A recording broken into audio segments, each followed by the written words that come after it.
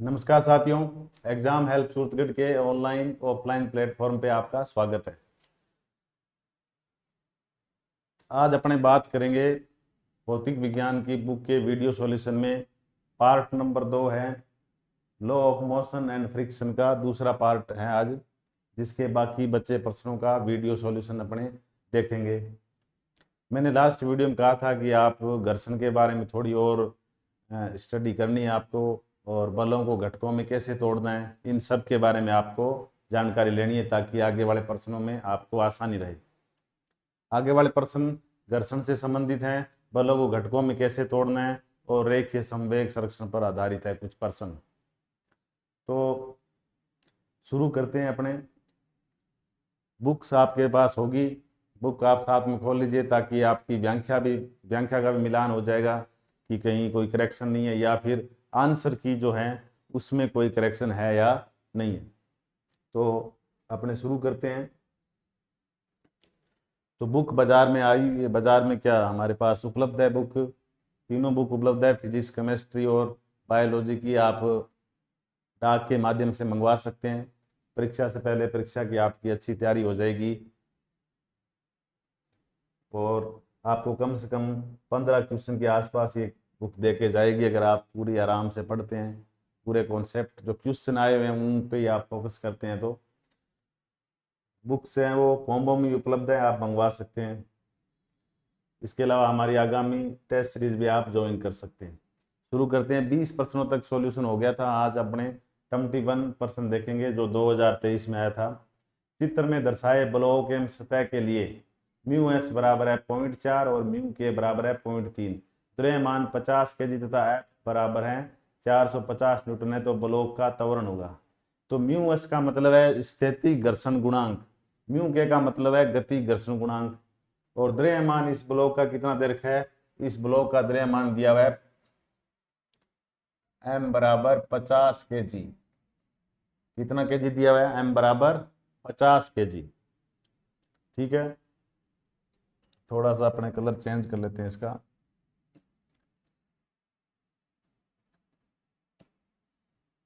m बराबर कितना दिया हुआ है, 50 केजी।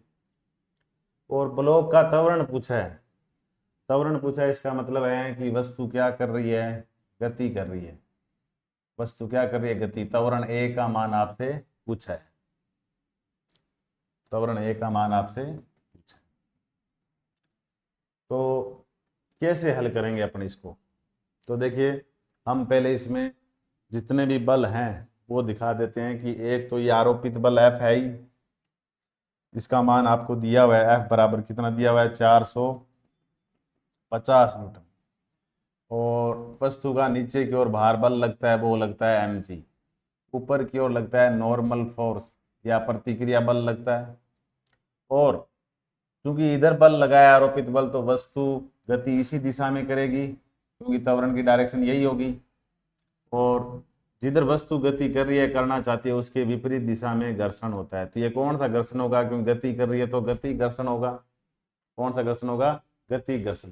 इसको अभी मैं देख लेता हूँ व्याख्या में क्या दिखाया गया है।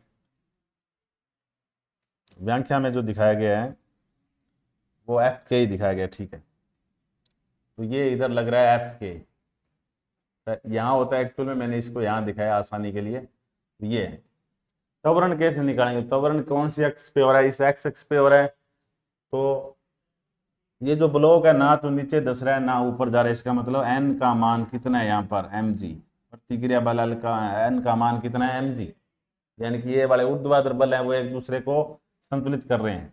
तो आपको इस डायरेक्शन में त्वरण, यानी कि इस त्वरण इस दिशा में है, तो त्वरण निकालना है तो हम इस अक्ष वाले बलों को लेंगे। इस अक्ष पे कितने बल लग रहे हैं, एक एक तो लग रहा है एफ और एक लग रहा है एफ के। अब चूंकि वस्तु उधर जा रही है तो बड़ा कोण है एफ और छोटा कोण है एफ के, तो दोनों बलों का अंतर है वो परिणामी बल होगा। परिणामी बल मतलब द्रव्यमान गुणा त्वरण। तो एफ का मान कितना दिया हुआ है, 450 न्यूटन। एफ के क्या होता है, तो गति घर्षण हमने पढ़ा था, वो होता है म्यू के एन। क्या होता है, म्यू के एन होता है। तो यहाँ आ जाएगा म्यू के इंटू एन बराबर, एन कितना है, 50 इंटू ए, ये हो जाएगा। और अब हम मान रख देंगे 450 माइनस म्यू के का मान कितना है 0.3, 0.3 इंटू में एन का मान कितना है एम जी, एन का मान मैं यहाँ रख दूंगा एम जी बराबर 50 है, और 450 माइनस 0.3 इंटू द्रव्यमान कितना है वस्तु का, वस्तु का द्रव्यमान है 50 kg, 50 गुणा में गुरुत्वीय त्वरण हम ले लेंगे 10, 10 दिया होगा 10 लेना है आपको, 50 इंटू ए, तो 450 माइनस ये कितना होगा, तो 3.3 को 10 से गुणा करेंगे तो 3 आएगा, 3 को 50 से करेंगे कितना आएगा 150 आ जाएगा बराबर 50 है, तो ये कितना बचेगा 300 बचेगा बराबर 50 है, तो ए बराबर कितना आएगा, ए बराबर आएगा 300 बट्टा में 50 बराबर कितना आएगा 300 बट्टा में 50 यानी कि 6 मीटर प्रति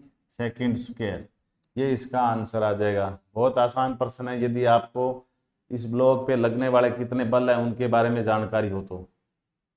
ठीक है, आगे चलते हैं, आप आगे चलते हैं।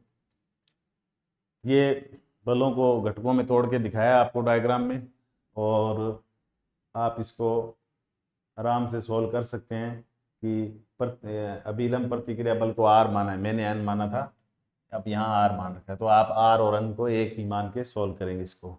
इसने पहले ही निकाल दिया कि एम जी आर का मान कितना हो, तो कितना है 500 न्यूटन है, पहले ही निकाल दिया ऑलरेडी।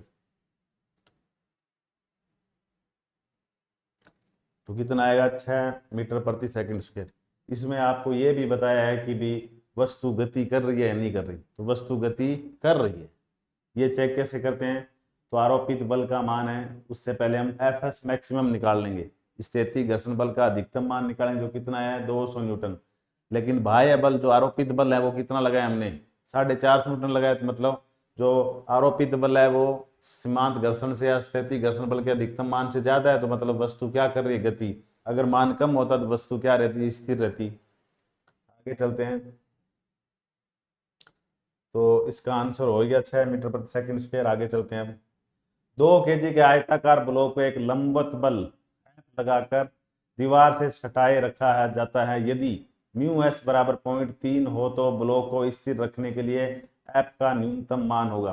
तो देखिए इसमें भी आपको वही काम करना है, क्या काम करना है, बलों को घटकों में तोड़ना है। तो इस बल से दबाया इसको, और ये आपको पता है कि गुटका इधर नहीं जाएगा क्योंकि यहाँ दीवार है, तो अगर गुटका इधर जाएगा इसका मतलब प्रतिक्रिया स्वरूप बल लगा है इधर, वो कितना लगा है l r, sorry r, r लिखते हैं, तो मतलब एफ और आर आपस में क्या है बराबर है। अगर दीवार के अंदर गुटका नहीं धस रहा है तो इसका मतलब है कि जितना हमने ऐसे दबाया है उतनी प्रतिक्रिया वापिस हमारे को मिली है। अब इस वस्तु का भार बल किधर लगता है नीचे की ओर, वो कितना होता है एम जी। अब यहाँ पर संपर्क सतह के बीच में, अब आपको पता है कि अगर सिर्फ भार बल होगा तो वस्तु नीचे आ जाएगी, लेकिन वस्तु नीचे नहीं आ रही, इसका मतलब यहाँ पकड़ बनाए हुए हैं, पकड़ बनाए हुए इसका मतलब यहाँ स्थैतिक घर्षण काम कर रहा है जो किधर लग रहा है ऊपर की ओर, तो ये स्थैतिक घर्षण है वो ऊपर की ओर लग रहा है। समझ में आ गई बात, यानी कि एफ एस का मान है वो किसके बराबर है एम जी के, क्यों, क्योंकि ब्लॉक स्थिर अवस्था में, इसका मतलब नीचे वाला भार बल और ऊपर वाला स्थैतिक घर्षण बल दोनों आपस में क्या है बराबर है, तो एफ एस बराबर है एम जी। समझ में आ गई बात। और इसके बाद आपको निकालना क्या है, इसमें एफ का मान निकालना है, इसका मान निकालना है एफ का। तो मैं लिखूंगा एफ एस की जगह क्या लिख सकता हूं मैं लिख सकता हूं mu S R, F S का फॉर्मूला ये होता है इंटू में एम जी, और म्यू एस आर को क्या लिख सकता हूं मैं, तो एफ और आर दोनों क्या है बराबर, क्योंकि इतना जितना दबाया उतना वापस प्रतिक्रिया मिली है इसको, अगर नहीं मिली होती तो ये जो गुटका है वो दीवार में धस जाता, ऐसे गति करता मतलब। तो म्यू एस आर की जगह में क्या लिख दिया एफ, आर बराबर क्या है एफ है, बराबर क्या आ गया एम जी, तो यहाँ से एफ बराबर क्या आएगा एम जी बट्टा में म्यू एस आएगा, एम जी बट्टा में म्यू एस। तो फिर हम मान निकाल देंगे, हम द्रव्यमान कितना है इस आयताकार ब्लॉक का 2, गुरुत्वीय त्वरण का मान कितना ले लेंगे, तो जो व्याख्या में लिया वही ले लेंगे अपने, व्याख्या में कितना मान लिया हुआ है, तो व्याख्या में मान लिया हुआ है 9.8.3 बराबर 65.3 न्यूटन, कितना न्यूटन आएगा, 65.3 न्यूटन। तो यानी कि यहाँ पर 2 इंटू 9.8 अपॉन में म्यू एस का मान कितना है, 0.3 है। तो ये आएगा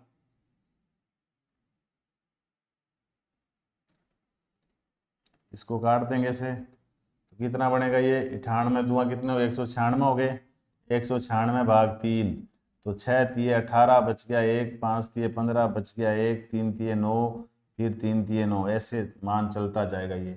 तो लगभग कितना आएगा 65.3 न्यूटन बल का मान आ जाएगा।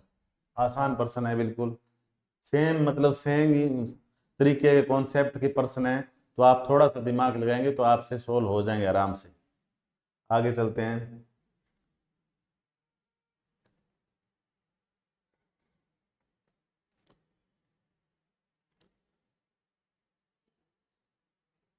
एम द्रव्यमान का एक पिंड t1 समय में विरामावस्था से वेग v1 तक एक समान रूप से त्वरित होता है।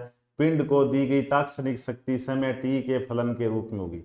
अब ये शक्ति का प्रश्न है, तो ये इसमें आ रहा है प्रश्न, तो गलती आ रही है, वैसे कार्य ऊर्जा शक्ति का ये, लेकिन हम यहाँ सोल्व कर लेंगे। फिर भी आप सिचुएशन समझिए कि पहले सिचुएशन में क्या है कि वस्तु का द्रव्यमान m है, एक पिंड t1 समय में विरामावस्था से कितना वेग ग्रहण कर लेता है, v1, यानी कि प्रारंभिक वेग कितना है 0, अंतिम वेग v बराबर कितना है v1, ये फर्स्ट कंडीशन है, ठीक है। और इतने में टाइम कितना लगता है, टाइम लगता है t1, ठीक है। तो एक समान रूप से त्वरित होता है, तो हम क्या करेंगे, त्वरण निकाल लेंगे भी इस द्रव्यमान पर त्वरण कितना है द्रव्यमान का, तो हम गति की कौन समीकरण लगा देंगे, फर्स्ट समीकरण, गति की प्रथम समीकरण का यूज करेंगे, गति की फर्स्ट समीकरण का, v बराबर u प्लस ए टी। तो v कितना है v1, u का मान कितना है 0 प्लस ए t1, तो a बराबर आएगा, a बराबर कितना आएगा, तो a बराबर आएगा v1 अपॉन में t1। हमारे पास त्वरण आ गया है कि इस पूरे कार्य मतलब जो भी काम हो रहा है इसमें त्वरण कितना है, a बराबर v1 बटा t1। इसके बाद ये कह रहा है कि शक्ति ज्ञात करनी है लेकिन समय t, यानी कि अब ये तो t1 समय था, अब बाद में टाइम कितना बीत गया, t समय पर, कितना समय पर, t समय पर। तो t समय पर है आपको क्या ज्ञात करनी है, शक्ति ज्ञात करनी है। हम मान लेते हैं कि उस समय वेग है वो p बराबर होता है बल और वेग का गुणा, p बराबर क्या होता है, बल गुणा वेग। तो बल कितना होता है, बल बराबर होता है द्रव्यमान गुणा त्वरण। और यहाँ मान लेते हैं कि वेग जो है सेकंड सिचुएशन में वेग कितना हो जाता है v2, पहले 0 था और पहली कंडीशन में कितना हो गया v1, और बाद में क्योंकि t टाइम हो गया वो t1 टाइम अलग है और t टाइम और बढ़ गया मतलब, तो उस समय वेग कितना है v2 है।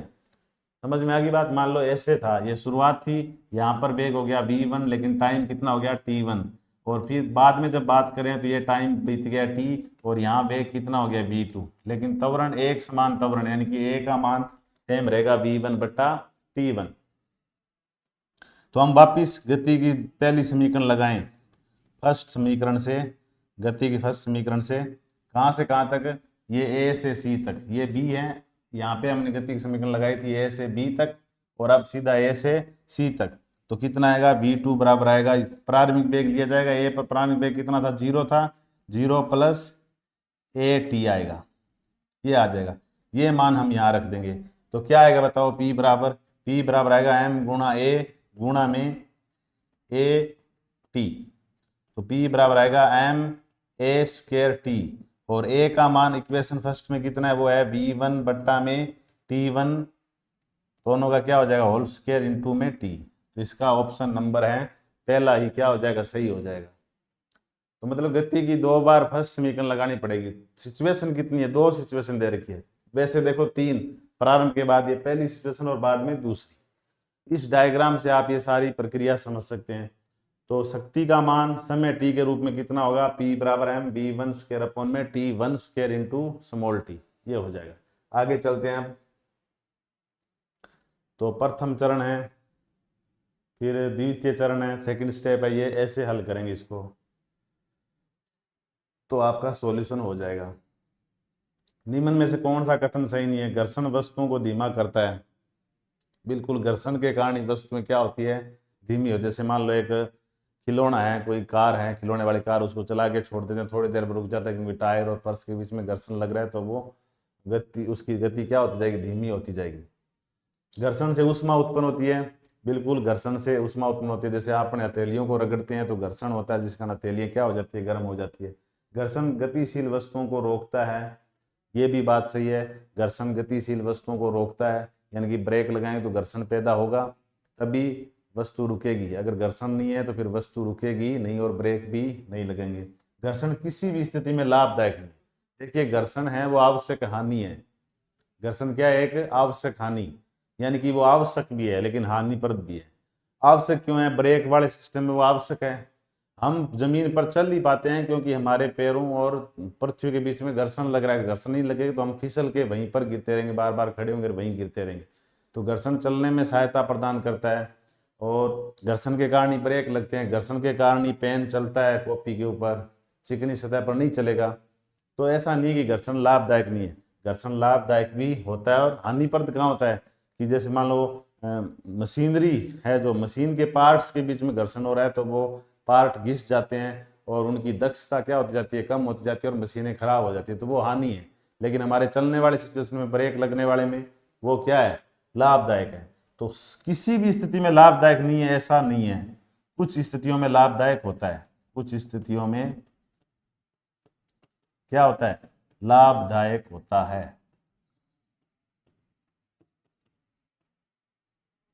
तो यही ऑप्शन क्या है, एकदम सही नहीं है ऑप्शन, ये ऑप्शन गलत है। आगे चलते हैं अब। निम्न में से कौन सा स्वतः समायोजित बल है, तो मैंने बताया था कल कि स्वतः समायोजित बल कौन है, वो है स्थैतिक घर्षण बल। कौन सा बल, स्थैतिक घर्षण। सीमांत घर्षण बल नहीं है, ये तो स्थैतिक घर्षण बल का अधिकतम मान है, तो ये तो अधिकतम मान जो है वो हो गई। लेकिन स्थैतिक घर्षण बल है वो स्वतः समायोजित बल है, यानी कि वो आरोपित बल के हिसाब से अपने आप को एडजस्ट करता है। और कब तक एडजस्ट करता है, जब तक कि कौन सिचुएशन आ जाए, सीमांत स्थिति। सीमांत स्थिति के बाद भी अगर आरोपित बल और बढ़ा दिया जाए तो वस्तु गति करने लग जाएगी। तो स्थैतिक घर्षण बल है वो स्वतः समायोजित सेल्फ एडजस्टमेंट फोर्स है। आगे चलते हैं। एक पत्थर h ऊंचाई से गिराया जाता है, यह जमीन पर एक निश्चित वेग संवेग p से टकराता है। यदि इस पत्थर को 2h ऊंचाई से गिराया जाए तो जमीन से टकराते समय संवेग हो जाएगा। तो संवेग p बराबर क्या होता है, m इंटू वी। तो आपको टकराते समय संवेग बताना हो। मान लो कि यहाँ वस्तु टकराई है v वेग से, तो यहाँ संवेग कितना है, p है, तो p बराबर कितना होगा, mv। और कितनी ऊंचाई से गिराया गया है, h ऊंचाई से गिराया गया है। तो आप इसको कैसे करेंगे, इसको आप ऐसे करेंगे कि भी हमने मान लिया कि पहली सिचुएशन है कि वस्तु को h ऊंचाई से गिराया है और उस समय वेग है v1। बाद में हमने कितनी ऊंचाई से गिराया है, ये तो h ऊंचाई से और ये 2h ऊंचाई से गिराया है, मतलब इनका दोनों ही सिचुएशन में प्रारंभिक वेग कितना है, 0 है। तो हम यदि गति की तीसरी समीकरण दें, क्योंकि आपको विस्थापन पता है, प्रारंभिक वेग बताया, तो अंतिम वेग आप निकाल सकते हो। v स्क्वायर बराबर क्या होता है, u स्क्वायर प्लस में 2g h, या अब h लगा देते हैं।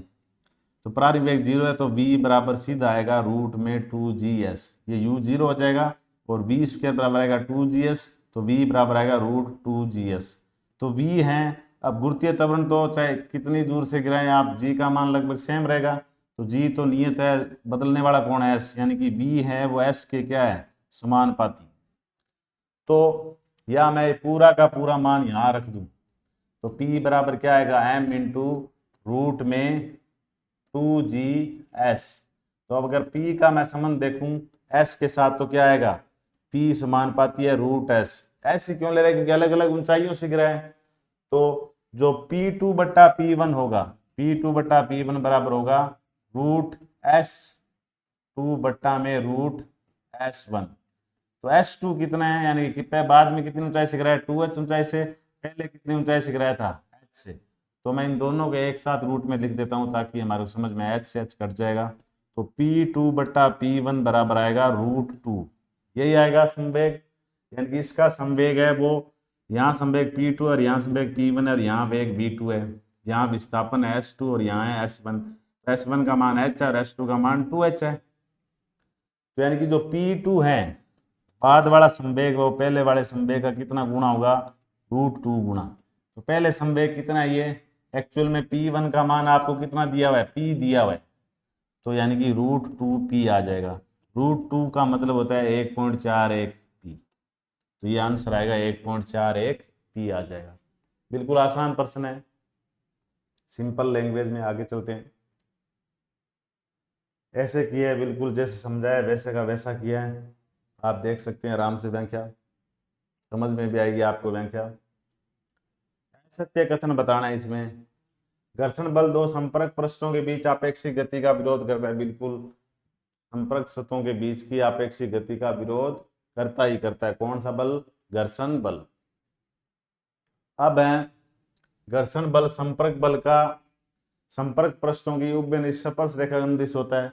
तो घर्षण बल है वो कहाँ लगता है, ये वस्तु है और ये सतह है, इसके बीच में लगता है ना, संपर्क सतह के बीच में स्पर्श रेखा दिशा में लगता है। मान लो आपने आरोपित बल इधर लगाया है तो ये इधर लगेगा, इधर ही लगेगा घर्षण बल, ऐसे ही लगता है, बिल्कुल ऐसे ही लगता है। तो ये बात भी ठीक है। स्थितिक घर्षण समूह आपेक्षिक गति का विरोध करता है और यह सदैव पृष्ठों के क्षेत्रफल पर निर्भर करता है।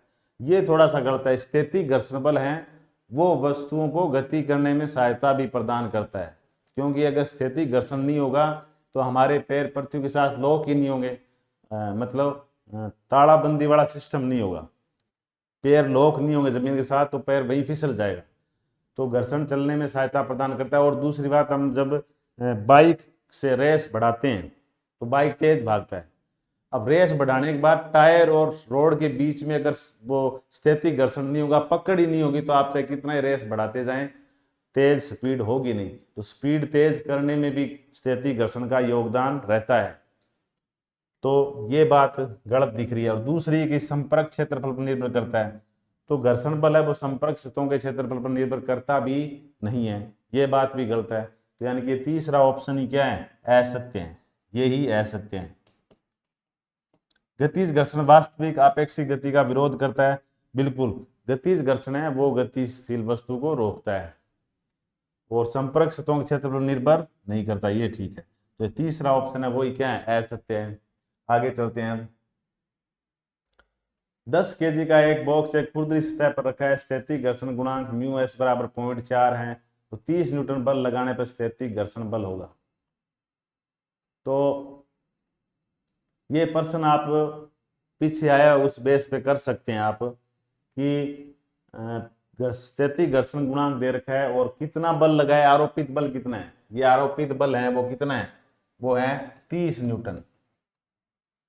ठीक है, तो स्थैतिक घर्षण पूछा है, तो हम फटाफट ऐसे नहीं कर सकते कि Fs बराबर होगा μs(r), क्योंकि इधर नीचे mg फोर्स लगेगा और ऊपर की ओर कौन सा लगेगा, r। तो स्थैतिक घर्षण का फॉर्मूला ये होता है, तो हम कहेंगे भी μs का मान तो 0.4 है और r का मान mg के क्या है बराबर, m का मान कितना है, m का मान है 10 और g का मान क्या है, g का मान कितना है 10, और निकाला मान और हो गया, तो 40 न्यूटन आ जाएगा। ऐसा नहीं है ये। अब आप गौर से देखिए फिर कैसे करेंगे। तो आपको एक्चुअल में सबसे पहले सीमांत घर्षण बल निकालना होगा। इस सवाल में सीमांत घर्षण बल मतलब एस मैक्सिमम निकालना होगा। मतलब ये मैंने एक्चुअल में एफएस मैक्सिमम ही निकाला है। तो एफएस मैक्सिमम का मान जो आएगा वो 0.4 गुना 100 यानी कि 40 न्यूटन आएगा। एफएस मैक्सिमम का मान है ये, स्थैतिक घर्षण का मान नहीं है, स्थैतिक घर्षण का अधिकतम मान है ये। ठीक है, अब बाह्य बल कितना, जो सॉरी आरोपित बल कितना है, एफ। तो एफ है वो कितना न्यूटन है, 30 न्यूटन, यानी कि आपको साफ दिख रहा है कि एफ का मान है वो एफ एस मैक्सिमम से क्या है, कम है। और कम है तो क्या होगा, जब तक आरोपित बल का मान सीमांत घर्षण बल से कम है तब तक स्थैतिक घर्षण बल आरोपित बल के हिसाब से अपने आप को एडजस्ट कर जाता है। मतलब कितने न्यूटन तक, 39 न्यूटन तक, 39 का लगभग 40 न्यूटन तक। जब तक आप मान लो एफ का मान 10 करोगे, 20 करोगे, 30 भी कर दो और 35 भी कर दो, 39 भी कर दो, तब तक ये वाला बल जितना ये है उतना ये हो जाएगा। ये कब है कि 40 से ऊपर कर दो आरोपित बल, तब फिर ये मान नहीं रहे, फिर तो गति घर्षण आ जाएगा। समझ में आ गई बात? तो ये जो 40 न्यूटन इसमें आंसर आ रहा है, ये किसका आ रहा है? स्थैतिक घर्षण बल का अधिकतम मान, इनकी सीमांत घर्षण का मान आ रहा है। आपसे पूछा है स्थैतिक घर्षण बल, तो स्थैतिक घर्षण बल कितना होगा? तो आप बताएंगे कि भाई जो आरोपित बल है वो सीमांत घर्षण बल से कम है, इसका मतलब जो स्थैतिक घर्षण इधर लग रहा है इसने इसके हिसाब से एडजस्ट कर दिया आरोपित बल के हिसाब से। तो आरोपित बल कितना है? 30 न्यूटन। तो जो एफ एस होगा वो बराबर होगा किसके? आरोपित बल के। जब ऐसा हो तो ये ऐसे होगा, तो एफ एस कितना होगा? 30 न्यूटन। तो कितना आंसर आएगा? 30 न्यूटन आ जाएगा। कितना न्यूटन? 30 न्यूटन। आगे चलते हैं आप, तो ऐसे हो जाएगा, ये आराम से आप कर देंगे। एक स्थिर अवस्था परिस्थिति में खुरदरी क्षैतिज सतह द्वारा इस पर रखी एक वस्तु पर लगाया गया संपर्क बल परिमाण में नियत है। यदि इस बल तथा ऊर्ध्वाधर के मध्य कोण घटाया जाए तो सतह तथा वस्तु के मध्य घर्षण बल घटेगा, बढ़ेगा, अपरिवर्तित रहेगा? ऐसे ऑप्शन पूछे। तो आप प्रश्न समझे, प्रश्न क्या है, इसकी व्याख्या नहीं की हुई है तो आप इसकी व्याख्या नोट कर लेंगे। कैसे करेंगे आप? तो देखिए, आप एक सतह बनाएंगे, ये सतह बना दी, बढ़िया सी सतह बना देंगे आप, और इसके ऊपर एक वस्तु रख देनी है। तो ये वस्तु रख दी इसके ऊपर, ठीक है। और इस पर जो संपर्क बल है, यानी कि इस पर संपर्क बल लगाया जा रहा है, वो परिमाण में नियत है। तो हम ये मान रहे हैं कि संपर्क बल है वो ऐसे लगाया है, ऐसे। और कितने एंगल पे लगाया है? तो ये ऊर्ध्वाधर से कितने एंगल पर है? थीटा एंगल पर। कितने एंगल पर है? थीटा एंगल पे। ये है संपर्क बल F, ठीक है। ये आपको पता है। फिर आपको कहा है कि थीटा के मान को कम करना है, यानी कि ये ऐसे है ना, इसको ऐसे करते जाना, इस संपर्क बल को ऐसे करते जाना, लेकिन F का मान है वो हमेशा क्या रहेगा? नियत। यानी कि बल ये अगर 10 न्यूटन तो हमेशा कितना है? 10 न्यूटन। ये बात कही, थीटा को घटाना है। और फिर पूछा है कि स्थैतिक घर्षण पे क्या प्रभाव पड़ेगा। जिसका मतलब आपको पहले तो ये चेक करना पड़ेगा घर्षण किधर लग रहा है। तो इस वस्तु का द्रव्यमान मान लो m है, तो भार बल mg नीचे लगेगा, और ऊपर की ओर क्या लगेगा? तो ऊपर की ओर लगेगा प्रतिक्रिया बल r, या नॉर्मल n। r या n कोई भी ले सकते हो आप। अब इस बल के दो घटक आएंगे। एक घटक तो आएगा थीटा के साथ वाला होता है, वो होता है एफ कोस थीटा, और ये होगा एफ साइन थीटा, ठीक है। तो अब आपको पता है कि ये वाले बल तो ऊर्ध्वाधर वाले हो गए, क्षैतिज वाला इस बल का घटक कौन है? F sine theta. तो अगर वस्तु को चलाएगा ये, तो किधर चलाएगा? इधर, यानी कि वस्तु इधर गति करेगी। किधर गति करेगी? इधर। और अगर इधर गति करेगी वस्तु, तो घर्षण किधर लगेगा? इधर। एफ एस है वो इधर लगेगा। तो आपको पहले इस एफ एस की वैल्यू निकालनी होगी इस डायग्राम से बलों के रूप में। लेकिन एफ एस बराबर तो क्या होता है? एफ एस बराबर होता है म्यू एस आर, मतलब आपको आर की वैल्यू चाहिए। आर की वैल्यू कैसे निकालेंगे? तो जो ऊर्ध्वाधर अक्ष है, ऊर्ध्वाधर अक्ष पर ऊपर की ओर बल कितना लग रहा है? वो लग रहा है r plus f cos theta. दो बल लग रहे हैं ऊपर, एक तो आर लग रहा है, एक एफ कोस थीटा, तो दोनों एक दिशा में जुड़ जाएंगे। और नीचे की ओर बल कितना लग रहा है? M g. अब चूंकि ब्लॉक ना तो नीचे जा रहा है ना ऊपर जा रहा है, इसका मतलब साम्यावस्था। साम्यावस्था मतलब ऊपर वाले बल और नीचे वाले संतुलित है। संतुलित मतलब ऊपर वाला मान है वो नीचे वाले बल के मान के क्या है? बराबर है। तो यहां से आर का मान निकालो तो क्या आएगा? आर बराबर आएगा m g minus f cos theta. यही आएगा, ये मान यहां पुट कर दो। तो एफ एस बराबर आएगा mu s m g minus f cos theta. ये आ गया। अब इसके बाद ये कह रहा है कि थीटा कम किया जा रहा है, मध्य कोण क्या किया जा रहा है? घटाया जाए। तो थीटा का मान क्या किया जा रहा है? कम किया जा रहा है। तो थीटा घटाया जा रहा है। थीटा जब घटेगा तो कोस थीटा का मान क्या होगा? बढ़ेगा। कैसे पता चला? कि कोस 30 का मान, कोस 30 का मान जो होता है वो कितना होता है? √3/2, यानी कि 1.732 बट्टा में 2 होता है, यानी कि मान 1 से क्या आएगा? ये मान है वो 1 से कम आएगा। लेकिन कोस 0 का मान कितना होता है? तो कोस 0 डिग्री का मान है वो कितना होता है? 1 होता है। और देख लो cos 90 का मान कितना होता है, 0 डिग्री होता है। तो 90 से किया 30, तो 90 पर 0 मतलब ज्यादा कोण पर कम है, फिर कोण कम किया तो मान बढ़ गया, और कम किया कोण 0 डिग्री किया तो मान क्या हो गया, 1 हो गया। पहले 0 था, फिर 30 डिग्री पे 1 से छोटा है, लेकिन 0 डिग्री पे कितना हो गया 1। तो कोण कम करते जाएंगे, मतलब इधर घटाते जाएंगे। तो अगर ये बल यहाँ आ गया तो कोण कितना हो जाएगा, 0 डिग्री हो जाए, तो cos थीटा का मान अधिकतम हो जाएगा, तो cos थीटा बढ़ेगा। तो मतलब ये वाली रकम है वो क्या हो जाएगी, बढ़ जाएगी। तो कोई संख्या में से संख्या जो घट रही है उसका मान बढ़ रहा है। मान लो ये तो 10 है, ये पहले 5 था और फिर 6 हो गया और फिर 7 हो गया। तो 5 होगा तो अंतर कितना आएगा, 5। ये 6 होगा तो अंतर कितना आएगा, 4। 7 होगा तो अंतर कितना आएगा, 3। यानी कि जैसे जैसे cos थीटा बढ़ेगा तो एफ cos थीटा का मान क्या होता जाएगा, बढ़ता जाएगा।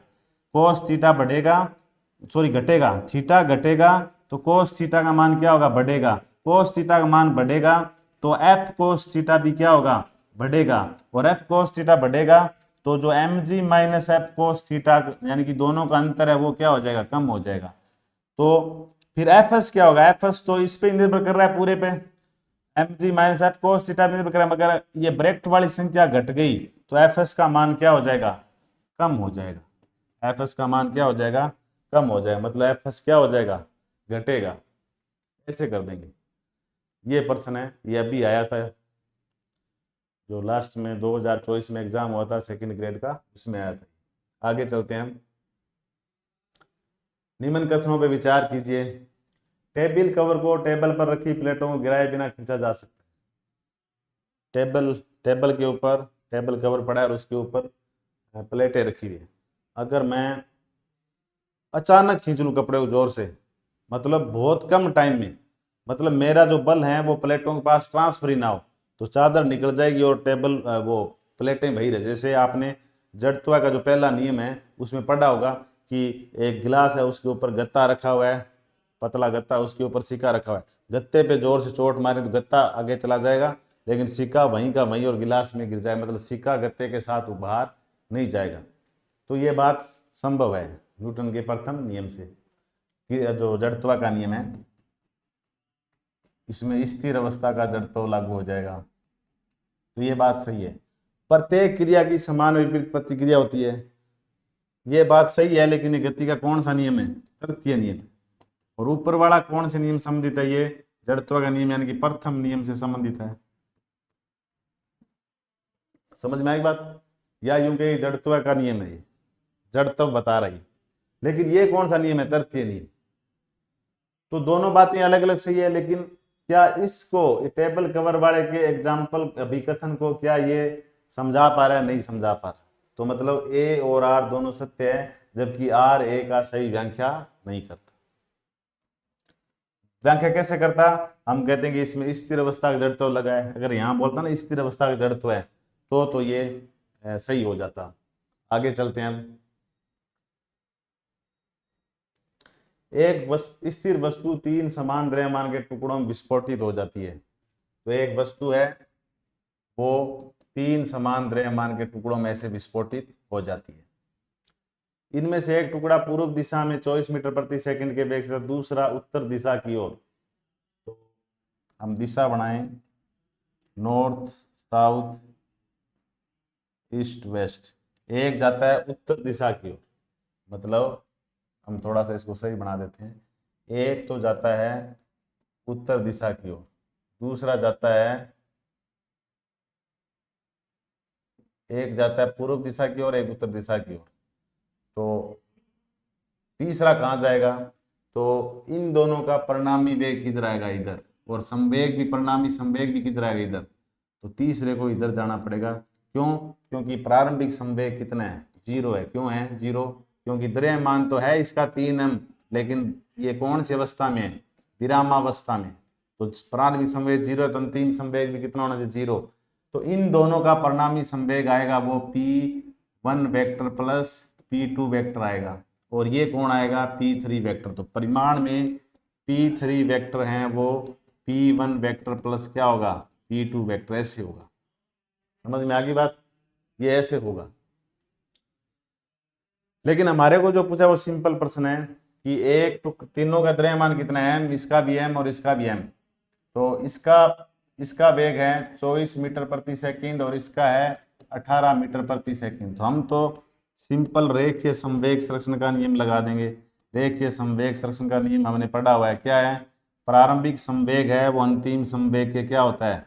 बराबर होता है, पी फाइनल। प्रारंभिक संवेग कितना है? द्रव्यमान 3m था इसका टोटल। अगर तीनों टुकड़ों के mm है तो पहले कितना था? 3m था, गुणा में चाल कितनी? 0। इसका मान लेते हैं कि पहले का द्रव्यमान m और चाल कितनी है? 24, प्लस में दूसरे का कितना है द्रव्यमान? m और चाल कितनी है? 18, प्लस में तीसरे का द्रव्यमान m लेकिन चाल पता नहीं है तो वो आपको ज्ञात करनी है। तो सिंपल कर देंगे इसको।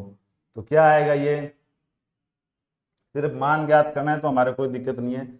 ये हो जाएगा 24m और ये हो जाएगा 18m। कितने हो जाएंगे? 24 और 18 कितने हो गए? 24 और 18 हो गए 42m। तो ये हो गया 42m। और इधर आके माइनस का हो जाएगा, इधर क्या बचेगा? mv3। तो m से m कट जाएगा तो v3 बराबर क्या आएगा? 42 मीटर प्रति सेकंड। v3 का परिमाण कितना आएगा? 42 मीटर प्रति सेकंड आ जाएगा। इसका आंसर हो जाएगा 42 मीटर प्रति सेकंड। ये इसका आंसर हो जाएगा। किताब में माइनस निकाला हो तो आप माइनस को नेग्लेक्ट कर सकते हैं, एक बार परिमाण की बात की। आगे चलते हैं अब।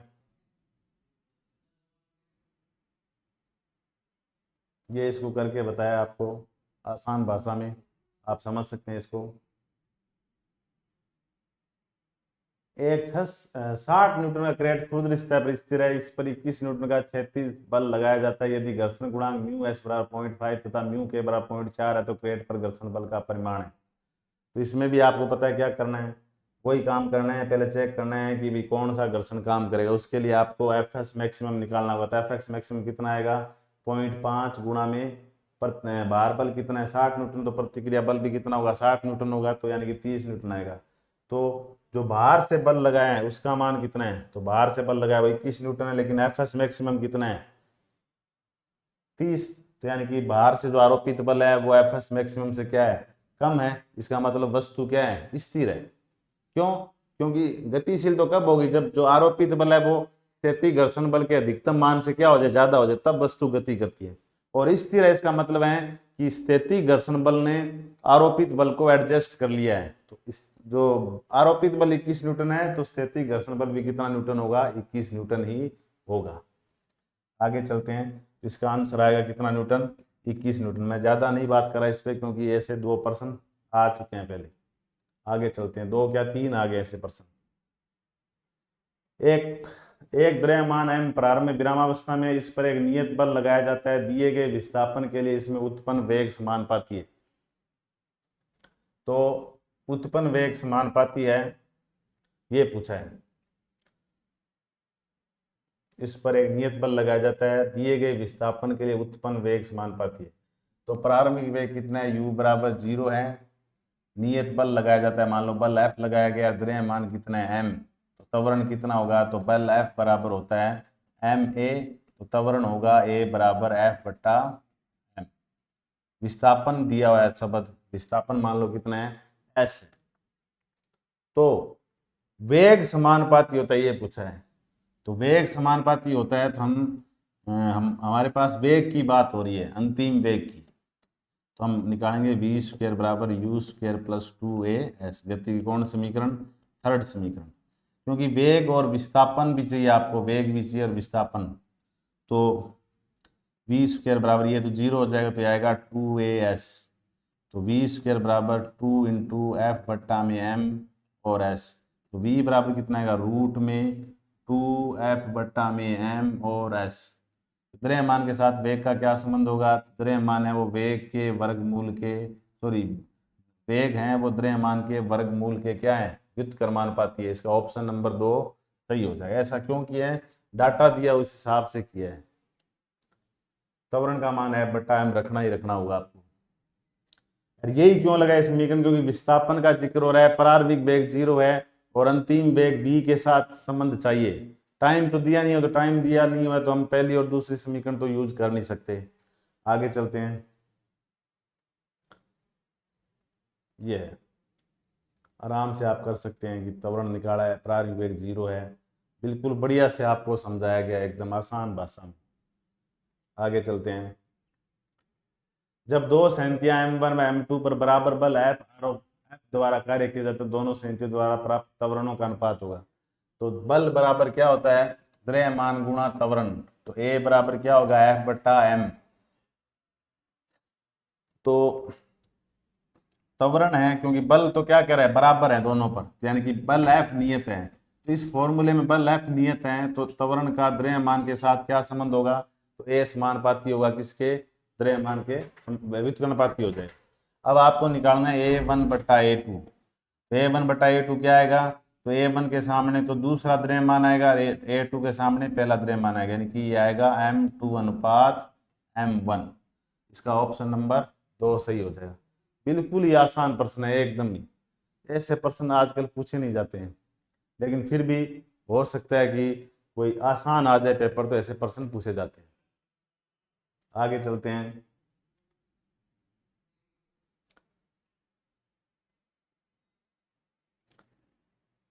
अब है M द्रव्यमान का एक ब्लॉक जो एक खुरदरी क्षैतिज मैच घर्षण गुणांक का मान है म्यू पर विराम में को चित्रानुसार बल F से खींचा जाता है, क्षैतिज गति करते ब्लॉक का त्वरण होगा। तो मतलब ये ब्लॉक है, इसको ऐसे खींचा जा रहा है, बल इधर लगाना, ऐसे खींचा जा रहा है। तो ऐसे खींचा जा रहा है तो इधर आगे बढ़ेगा, वो त्वरण पूछा है। ठीक है, इसके लिए आपको बलों को घटकों में तोड़ना है। तो जो ये बल लगाया F, इसके भी दो घटक होंगे, इधर होगा F cos थीटा और इधर होगा F sin थीटा। ठीक है, और भार बल mg नीचे की ओर और प्रतिक्रिया बल R ऊपर की ओर। इधर कौन सा बल लगता है आपको पता है, घर्षण बल लगता है, इतने बल लगेंगे। तो त्वरण ज्ञात करना है आपको। त्वरण कैसे आएगा, त्वरण आएगा कि इस डायरेक्शन में कितना बल लग रहा है, तो इस डायरेक्शन में लग रहा है F cos थीटा और इधर विपरीत दिशा में कितना लग रहा है F cos थीटा। तो परिणामी बल कैसे निकालेंगे, क्योंकि त्वरण है, त्वरण का मान पूछा, इसका मतलब ये इधर ही जाएगा ब्लॉक। कितने त्वरण से जा रहा है, मान लो ये A त्वरण से इधर जा रहा है, इसका मतलब इधर वाला बल ज्यादा है, मतलब F cos थीटा ज्यादा है।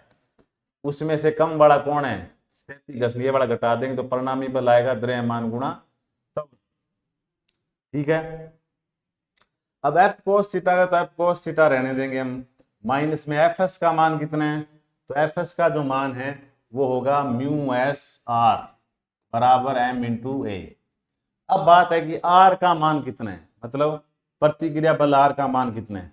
तो अब R बराबर mg नहीं है, क्योंकि ऊपर की ओर बल कितने लग रहे हैं, R plus F sine theta. तो ऊपर की ओर बल लग रहा है R plus F sine theta, वो संतुलित कर रहा है किसको, mg को। कैसे पता चला, ना तो ब्लॉक नीचे धस रहे ना ऊपर जा रहे, मतलब ऊपर वाले बल है वो नीचे वाले बलों के क्या है, बराबर है। अब R का मान जो है वो आएगा R बराबर ये एफ साइन थीटा mg के माइनस में आ जाएगा, मतलब mg minus f sine theta, ये आएगा। तो कुल मिला के आएगा f cos theta minus mu s, और आर का मान कितना है, आर का मान है m g minus f sine theta और बराबर एम ए, ये आएगा। ठीक है, तो इसके बाद आप क्या करेंगे, तो इसके बाद है कि इस m को इधर भेज दो, तो इधर गुणा में इधर सब के भाग में आ जाए, यानी कि ऐसे आएगा f cos theta minus mu s m g minus f sine theta बट्टा में क्या आएगा m और बराबर a। तो मैं इधर इसको m को प्रत्येक के बट्टा में लिखूंगा, f बट्टा m cos theta minus mu s m g बट्टा में m। म्यू एस है वो इसके साथ भी गुणा में गया, मतलब यहाँ भी म्यू एस है, तो minus mu S F sine theta बट्टा में m बराबर a। तो ये m से m कट जाएगा, इस रकम को हम अलग ही लिख देंगे। इसमें f बट्टा m और इसमें भी क्या f बट्टा m है, इनको एक साथ लिख लेंगे। तो अगर मैं इन दोनों को एक साथ लिखूं तो क्या आएगा f बट्टा m, मतलब मैं इसमें से और इस रकम में से f बट्टा m कॉमन ले लेता है, f बट्टा m, तो यहाँ क्या बचेगा कोस थीटा, और यहाँ क्या बचेगा माइनस का म्यू एस साइन थीटा, तो माइनस का म्यू एस साइन थीटा। ठीक है, और ये बिना बटा m का बच गया कितना, ये तो ये है म्यू एस जी, कितना ये म्यू एस जी। और किताब में सीधा म्यू मतलब आंसर में म्यू मान रखा है तो इसको म्यू बोल देंगे, तो ये आएगा त्वरण का मान, जो कि कौन सा आंसर है ये आंसर नंबर 3 हो जाएगा इसका। ऐसे करेंगे आप, देख लेते हैं एक बार व्याख्या में, डायग्राम बढ़िया से समझाया आपको कि एफ साइंस में लग रहा है आपको परिणामी बल निकालना है, तो इस वाले में से ये घटाना पड़ेगा। इस वाले में से ये घटाना क्यों पड़ा है, क्योंकि त्वरण, तो त्वरण होगा तो क्योंकि बाह्य बल ये संपर्क बल इधर लगाया तो ये वस्तु इधर ही जाएगी, तो मतलब त्वरण इस डायरेक्शन में है इसका, इसीलिए त्वरण इस डायरेक्शन में, मतलब इधर वाला बल ज्यादा, इधर वाला बल क्या है कम, घटाया क्यों, क्योंकि दोनों बल क्या है एक दूसरे के विपरीत है। तो इसको अपने सोल्व करेंगे तो आपके पास ये आंसर आ जाए। बहुत बढ़िया तरीके से समझाया हुआ है, आप समझ सकते हैं आराम से। आगे चलते हैं अब। चित्र में दर्शाए 3 केजी द्रव्यमान का त्वरण ज्ञात कीजिए, जबकि 2 केजी द्रव्यमान का त्वरण 2 मीटर प्रति सेकंड स्क्वायर है। स्प्रिंग आदर्श है, आदर्श मतलब इस स्प्रिंग का खुद का कोई द्रव्यमान नहीं। तो अपने इस डायग्राम में देखें तो कि इसको इधर कितने न्यूटन से खींचा है, 10 न्यूटन से। तो इधर स्प्रिंग में जो बल उत्पन्न होगा वो एक्चुअल में प्रत्यानयन बल होता है, उसको मैंने मान रखा है एफ। तो इसमें प्रत्यानयन बल किधर होगा, तो प्रत्यानयन बल तनाव बल की तरह ही है कि ये इसके लिए प्रत्यानयन बल किधर होगा, इधर होगा। बात समझ में आ गई, ठीक है। अब 3 केजी द्रव्यमान का त्वरण कितना है, तो 3 केजी द्रव्यमान का त्वरण है 2, त्वरण ज्ञात कीजिए, 3 केजी का त्वरण ज्ञात करना है, जबकि 2 केजी द्रव्यमान का त्वरण कितने है, 2 मीटर प्रति सेकंड स्क्वायर। तो 2 केजी वाला मैं टुकड़ा बढ़ाऊं यहाँ पर, तो इसके इधर तो बल लग रहा है 10 न्यूटन और इधर लग रहा है एफ, ठीक है। और 3 केजी वाला त्वरण आपको बताना है, तो वो हम बाद में बात करेंगे। हम एफ का मान निकालना चाहते हैं, तो एफ का मान कैसे निकलेगा, तो चूंकि वो बल इधर लगाया है तो इधर ही है त्वरण, ये जो त्वरण है इसका इधर है, ये त्वरण, इसका त्वरण मतलब आपको पता है बाहर बाह्य जो आरोपित बल इधर है तो वस्तु की गति करने की संभावना इधर ही है। तो हम 10 माइनस क्या करेंगे एफ, बराबर कितना आएगा, उस वस्तु का द्रव्यमान गुणा में उसका त्वरण। तो त्वरण कितना दे रखा है, 2 केजी का, 2 केजी का जो त्वरण है वो दे रखा है, इसको द्रव्यमान को मानूंगा m1 और इसको मानूंगा m2। तो इसका त्वरण है वो है a1 और इसका त्वरण है वो a2 है। तो a1 बराबर कितना दिया आपको, 2 दिया हुआ, 2 मीटर प्रति सेकंड, ये a1 है। तो 10 माइनस एफ बराबर 2 गुणा 2, तो 10 माइनस एफ बराबर 4, और एफ बराबर कितना आएगा, एफ को इधर भेज दो, 4 को इधर ले आओ, तो 10 माइनस 4 कितना न्यूटन आएगा, 6 न्यूटन। तो इस एफ का मान कितना आ गया, 6 न्यूटन। अब आप 3 केजी द्रव्यमान वाला बना लीजिए, 3 केजी में सिर्फ एक ही बल लग रहा है एफ, और ये इसको त्वरण दे रहे हैं, मतलब एफ बराबर सीधा होगा इसका, एफ बराबर इसका त्वरण मान लो a2 है तो m a2 हो जाएगा।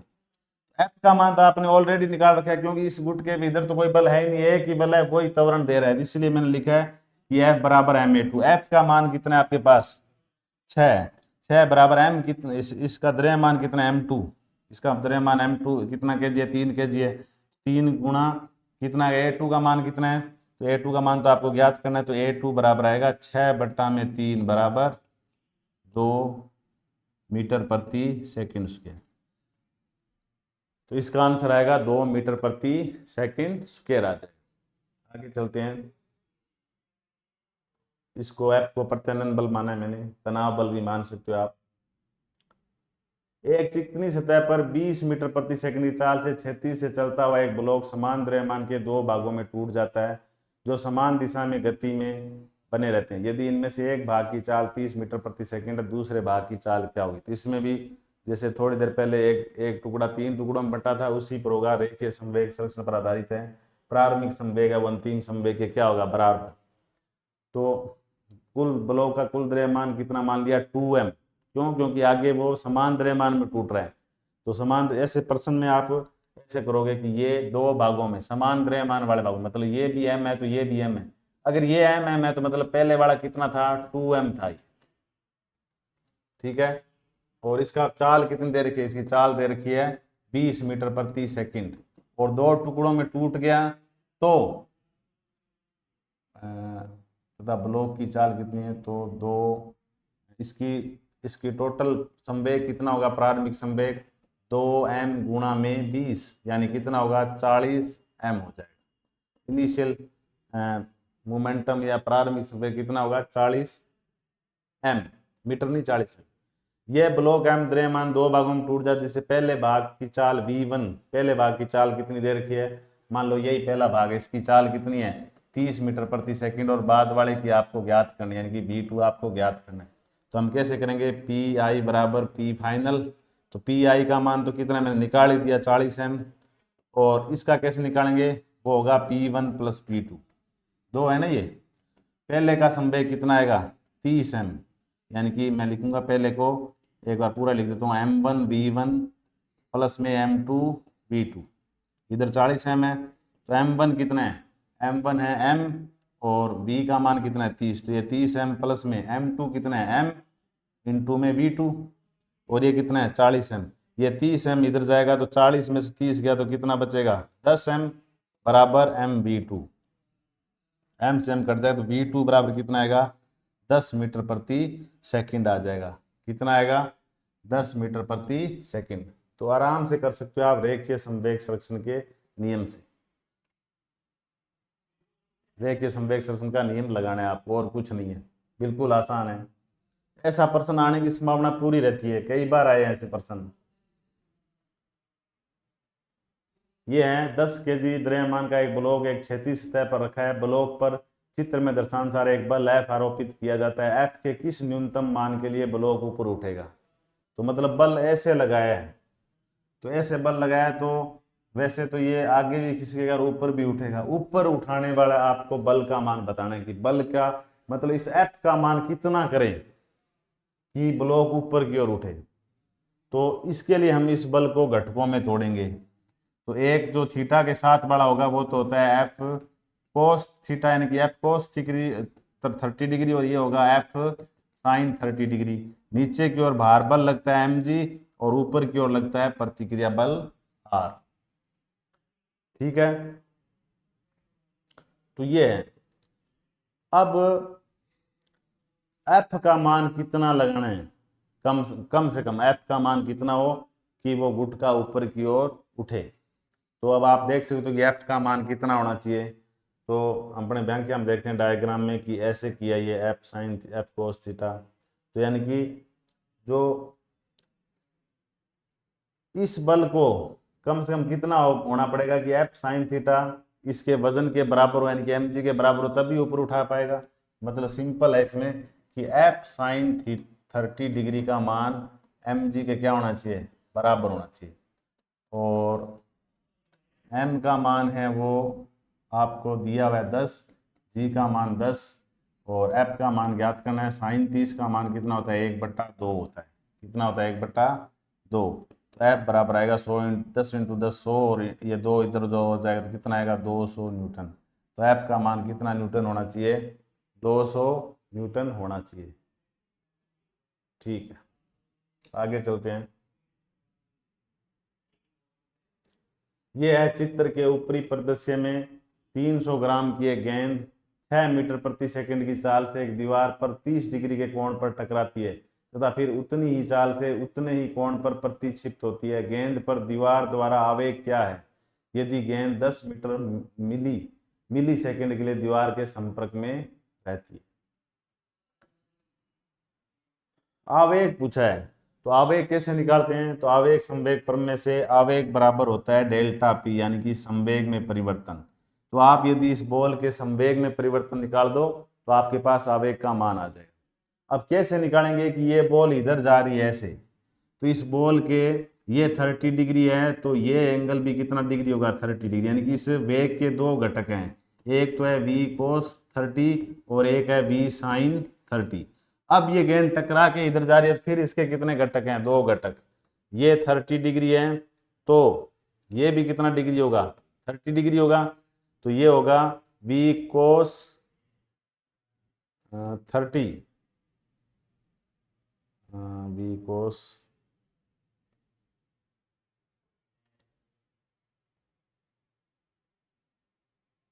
30, और ये होगा v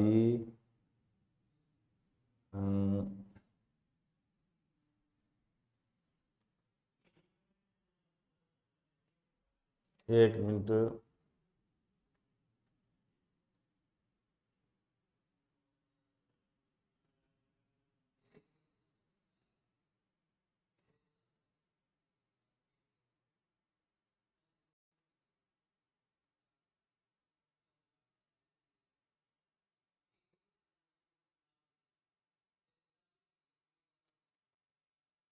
तो बी cos 30 और इसका भी ये वाला घटक क्या है, बी cos 30, और ये कितना होगा, बी साइन 30 डिग्री।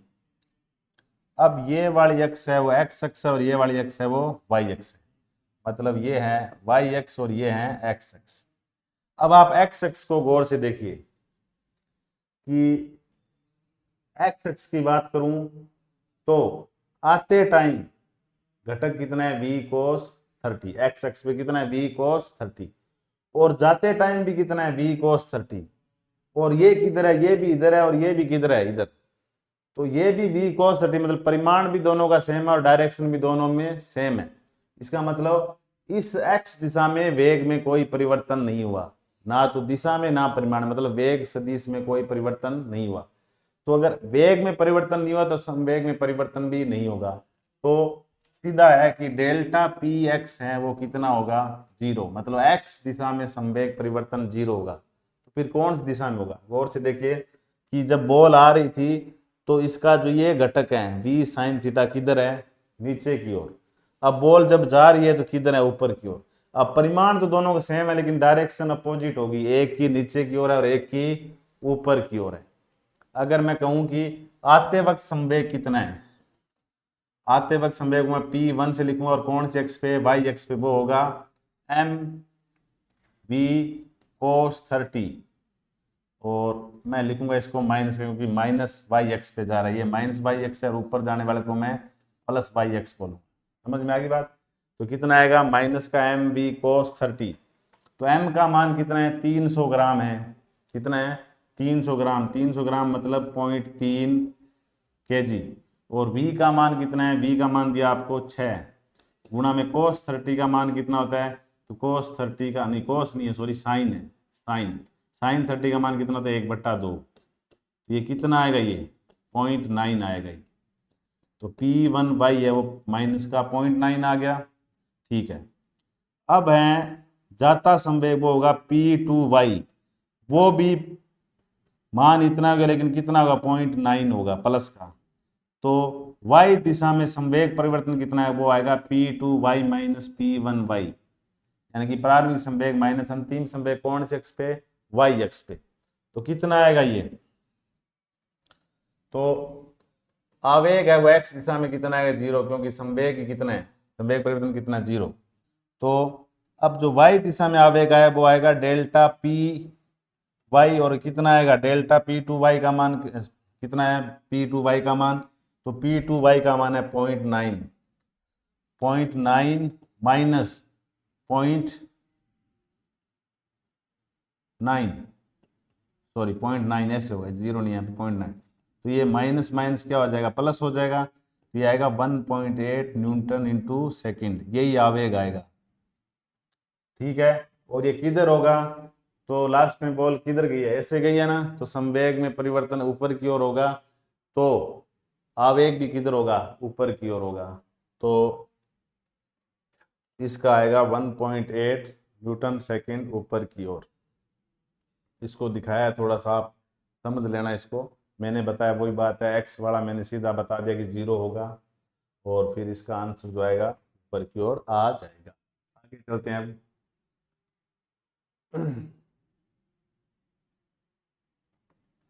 अगला प्रश्न है, फाई झुकाव के एक अनंत तल का ऊपरी अर्ध भाग पूर्णतः चिकना है जबकि निचला अर्ध भाग खुरदरा है।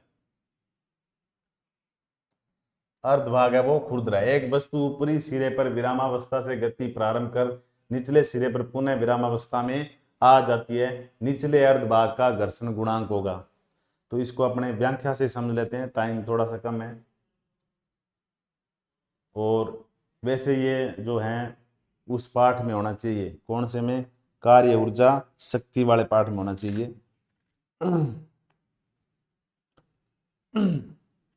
तो इसमें दिखाया गया है कि ये नत समतल है, ये यहाँ से यहाँ तक यानी कि ए से बी तक तो क्या है, चिकना है, और बी से सी तक है वो आधा भाग कैसा है, खुरदरा है। ठीक है, खुरदरे भाग का घर्षण गुणांक कितना है, यानी कि यहाँ से यहाँ तक घर्षण गुणांक है म्यू।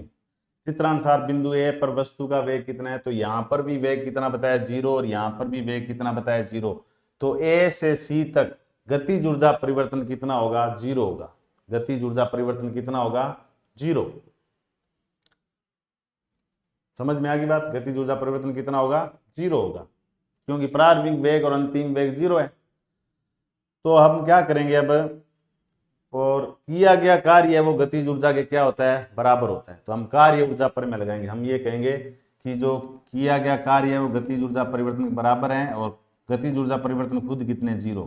तो आपको कार्य का मान निकाल के आपको इस घर्षण गुणांक का मान ज्ञात करना होगा। तो हमने क्या माना है कि इस नत तल की टोटल लंबाई वो L है, तो आधे भाग की लंबाई L/2 और आधे भाग की लंबाई L/2। तो आधे भाग में तो क्या होगा सिर्फ कि जो इस वस्तु का भार बल है इसका ये घटक कितना आएगा, mg sin फाई, ये इसको नीचे ला रहा है, ये इसको नीचे ला रहा है। नीचे लाने वाला कौन सा घटक है, mg sin फाई। तो मतलब इसको लाने वाला बल कितना है, mg sin फाई, और दूरी यानी कि विस्थापन कितना है, L/2। तो यानी कि यहां से यहां तक जो कार्य होगा W1 वो कितना होगा, वो होगा mg sin फाई इंटू में L/2, ये हो जाएगा। और W2 कैसे ज्ञात करेंगे, तो W2 में फिर एक्शन में आ जाता है इधर कौन सा बल, क्योंकि यहां से यहां तक घर्षण युक्त पथ है ये, तो इधर घर्षण बल और लगने लग जाता है। तो परिणामी बल कैसे आएगा, तो इस वाले बल में से ये बल घटाएंगे तो कितना आएगा, mg sin phi minus f into में L/2, ऐसे होगा। फिर हम दोनों कार्यों को क्या कर देंगे, जोड़ देंगे। जैसे हमने पहले ए से बी तक कार्य निकाला है, तो ए से सी तक वस्तु को नीचे लगने वाला बल कितना, mg sin फाई, और यहाँ भी क्या mg sin फाई, लेकिन यहाँ पर तो केवल अकेला mg sin फाई है, लेकिन आधे भाग में ऊपर की ओर घर्षण और लगने लग गया इस दिशा में F। तो W1 का मान कितना आएगा, FL cos 0 कितना आएगा, mgl sin फाई आ जाएगा। कितना आएगा, mgl sin फाई, ए से कहां तक, सी तक।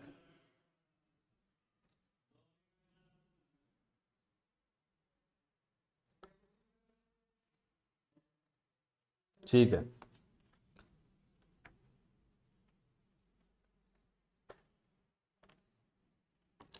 तो अगर अपने सीधा बात करें कि ए से सी तक नीचे की ओर लगने वाला बल कितना है, mg sin फाई, तो हम अलग अलग करेंगे भी यहाँ से यहाँ तक इस बल ने कितना कार्य किया है।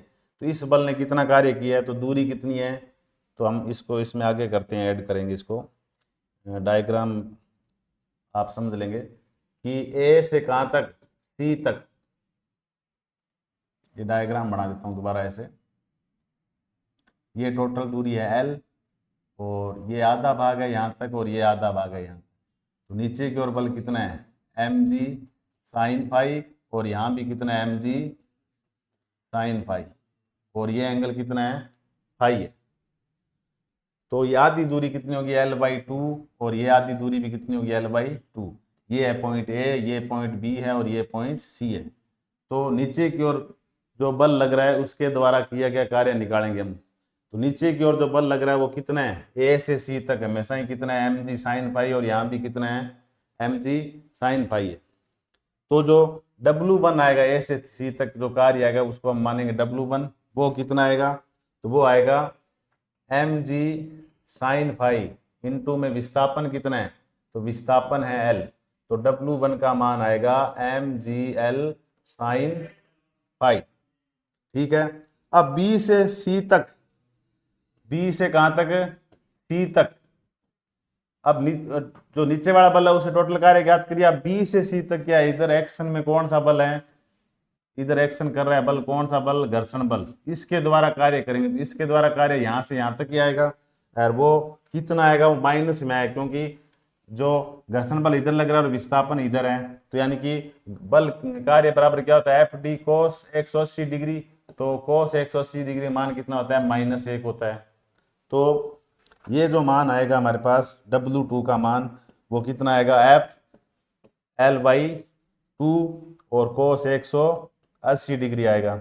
और cos 180 डिग्री का मान कितना होता है, तो -1 होता है। और एफ की जगह क्या लिख सकता हूँ, तो एफ बराबर होता है म्यू एस आर, और आर का मान किसके बराबर होगा, एम जी के बराबर। आर बराबर क्या होगा, एम जी, आर बराबर एम जी। और कौन सा फाई, कोस फाई, इधर आर लग रहा है और इधर कौन सा घटक आएगा, एम जी कोस फाई आएगा। कौन सा आएगा, एम जी कोस फाई आ जाएगा। ये डायग्राम में देखिए, इधर कौन सा घटक है, एम जी कोस फाई है, और इधर आर है। तो आर की जगह हम क्या लिखेंगे, एम जी कोस फाई। तो आर की जगह लिखना है आपको एम जी कोस फाई।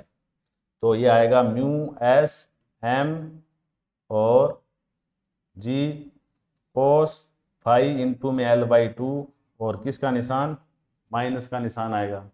किसका निशान आएगा, माइनस का। तो ये मान जो कुल मिला के आएगा वो आएगा L/2 mu s m g cos phi, ये W2 आ गया। तो परिणामी कार्य कितना होता है, परिणामी कार्य हम W1 प्लस क्या करेंगे, W2 कर देंगे। तो W बराबर, W1 का मान कितना है, W1 का मान है m g l sine phi, और माइनस का W2 का मान कितना है, माइनस में कितना है, L/2 mu s m g L/2, और कितना है, कोस फाई है ये मान, ये आ जाएगा। अब कार्य ऊर्जा पर में क्या है, W बराबर है डेल्टा के, लेकिन डेल्टा के का मान कितना है, 0, क्योंकि ए पर भी वेग 0 है और सी पर भी वेग कितना है, 0 है। तो हम ये मान है जो कार्य का मान, उसको किसके बराबर रख देंगे, 0 के बराबर रख देंगे। M g l sine phi minus mu s m g L/2 cos phi आएगा ये, ठीक है। ये बराबर किसके रख देंगे, 0 के। फिर इसको हम इधर भेज देंगे, इधर भेजेंगे तो क्या आएगा, तो इसको मैं इधर कर रहा हूं, अब ये आएगा m g l sine phi, और माइनस वाली संख्या इधर जाते प्लस की हो जाएगी, mu s m g L/2, और कौन सा फाई आएगा, कोस फाई। तो एम जी से एम जी कट जाएगा, एल से क्या हो जाएगा, एल कट जाएगा। तो ये कितना आएगा, आपको घर्षण गुणांक का ही मान चाहिए, तो म्यू एस बराबर आएगा साइन फाई, 2 ऊपर जाएगा, साइन फाई बट्टा में क्या आएगा, कोस फाई। साइन बट्टा में कोस कौन होता है, टेन होता है, तो ये आएगा 2 tan फाई। म्यू एस का मान कितना आएगा, 2 tan फाई। तो म्यू एस का मान आएगा 2 tan फाई। ये इसका क्या हो जाएगा, आंसर हो जाएगा। तो बुक जिसके पास है उसमें पूरा सॉल्यूशन है, ये पीपीटी में पूरा सॉल्यूशन आया नहीं है। तो आप जिसके पास बुक नहीं है अभी, वो इसका स्क्रीनशॉट लेके रख सकता है। तो ये है लॉ ऑफ मोशन और फ्रिक्शन के 40 क्वेश्चनों का वीडियो सॉल्यूशन। मिलते हैं अगले वीडियो के साथ। नमस्कार, धन्यवाद।